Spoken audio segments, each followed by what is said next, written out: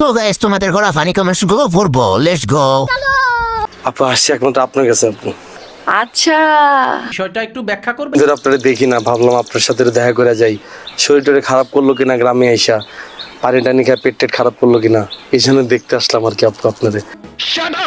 আইসা তো দেখি মোটামুটি আপনি গাছের নিচে দাঁড়ায় আরামই আছেন।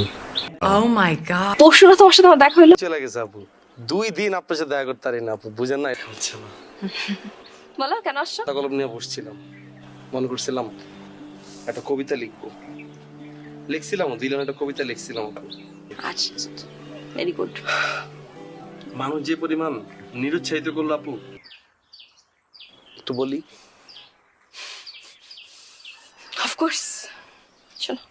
তুমি আছো যতদিন, খেয়ে যাবো ততদিন।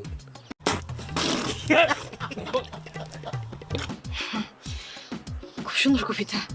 এটা মানে কি? শুভ কাজ যত তাড়াতাড়ি সম্পন্ন হয় ততই ও মাই গড।